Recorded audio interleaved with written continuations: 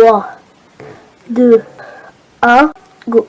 Salut tout le monde, c'est Vince. Alors aujourd'hui, nouvelle vidéo consacrée à une compétition de légende, à savoir la Ligue des Champions.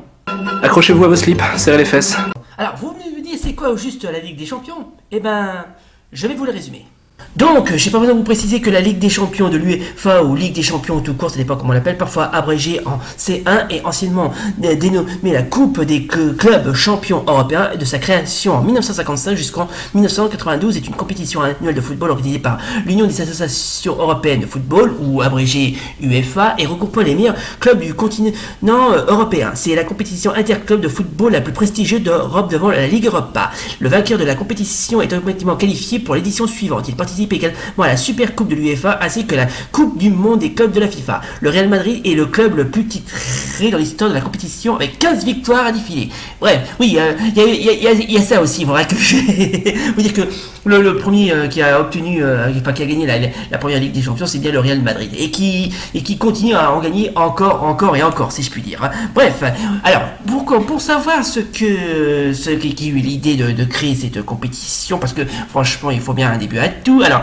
l'idée d'une Coupe d'Europe interclub est née dans l'esprit de journalistes parisiens. Les chocs opposant le club anglais de Wolverhampton Wanderers et les Hongrois du Honvéd Budapest. Puis vient d'une autre rencontre, ces mêmes anglais de Wolverhampton face aux Russes du Spartak de Moscou en décembre 1954 achèvent de les convaincre. En effet, après les victoires des Vols, on dit les loups de Wolverhampton, le Daily Mail proclame le club champion du monde des clubs. Gabriel Hanot réplique dans l'équipe en lançant un appel à la fondation d'une Coupe d'Europe. Une série d'articles du quotidien sportif parisien explique que 2 semaines durant les aventures d'une telle épreuve et les premières réactions sont plutôt positives. Dès le 16 décembre 1954, Jacques Rizwick signe un article représentant le projet de Coupe d'Europe interclub devant les réactions positives de l'Europe entière.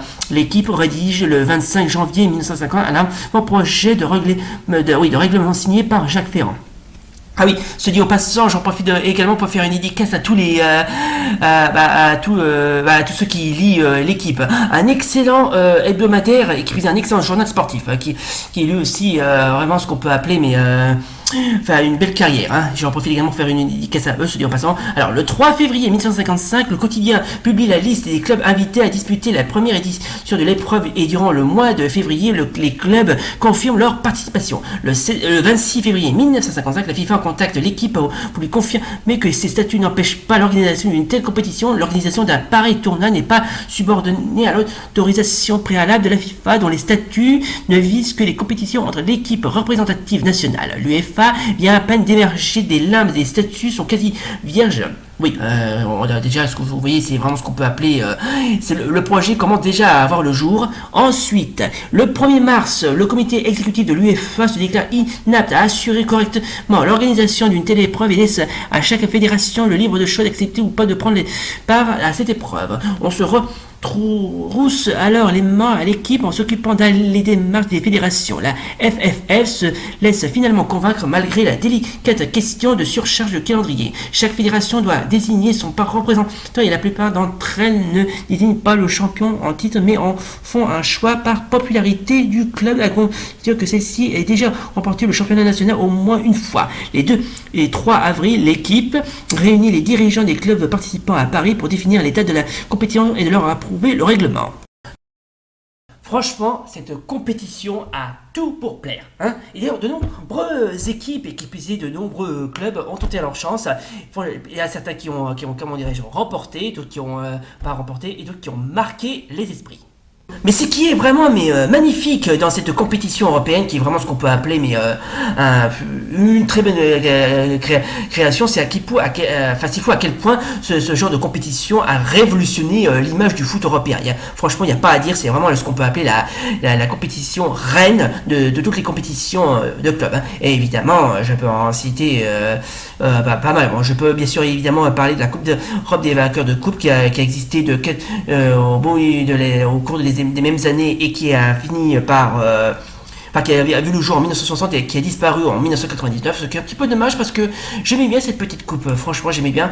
Mais bon, il y a certains, comment dirais-je, de grands clubs qui ont quasiment, limite bien assuré, qui ont gagné pas mal de compétitions. Alors je peux bien sûr en parler, bien sûr, du Real Madrid, qui a remporté, pas mal de coupes d'Europe, suivi après du Benfica de Lisbonne, qui est un club portugais, les Italiens de l'AC Milan, suivi de l'Inter de Milan, les Écossais du Celtic de Glasgow, les Anglais de Manchester United, les Néerlandais du Feyenoord Rotterdam, suivi de près de leurs rivaux l'Ajax Amsterdam, suivi de près du Bayern des Allemands du Bayern de Munich.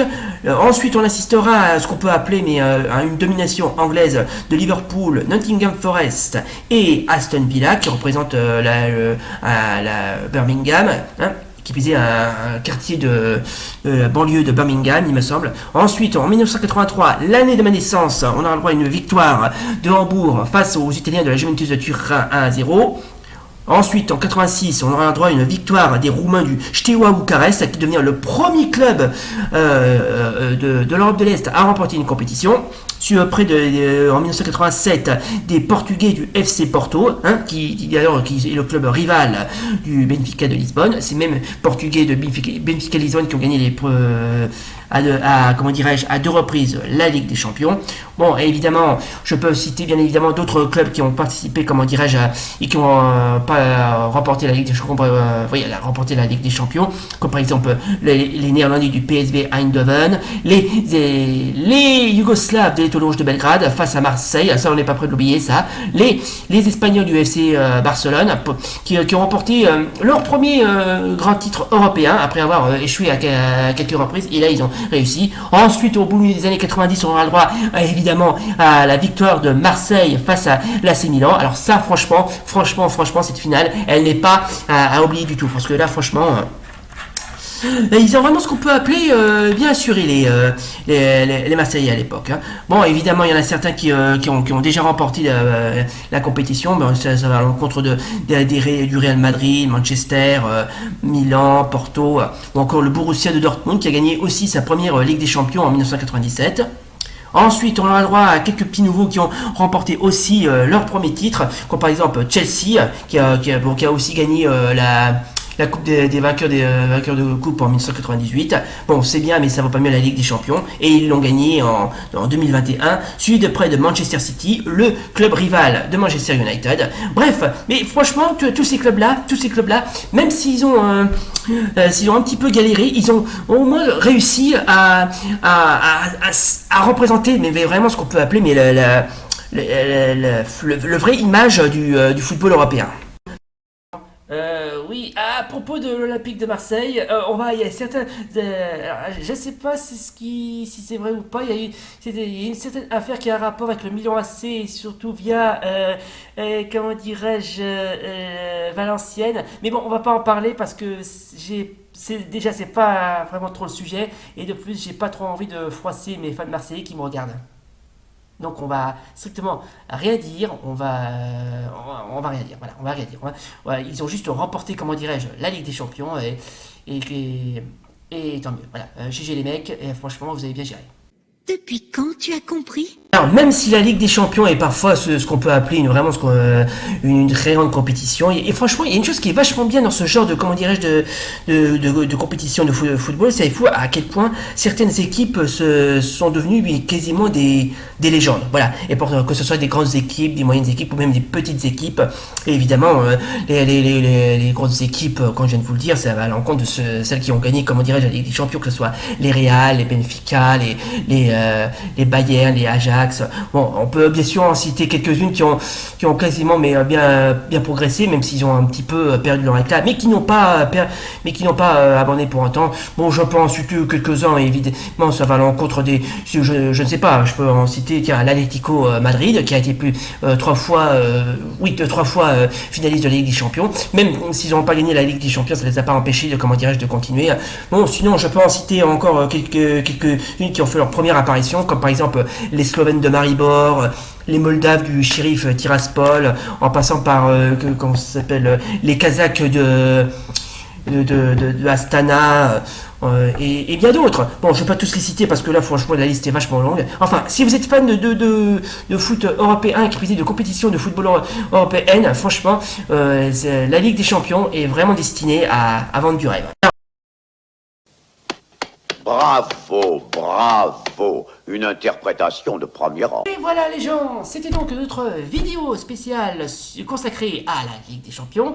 Et bien sûr, si vous aimez la Ligue des Champions, n'hésitez pas, comment dirais-je, à liker, à commenter et aussi à partager, bien évidemment. Alors, si cette vidéo vous a plu, si bien comme d'hab, n'oubliez pas le pouce bleu et l'abonnement. Et d'ici là, salut. Et à bientôt.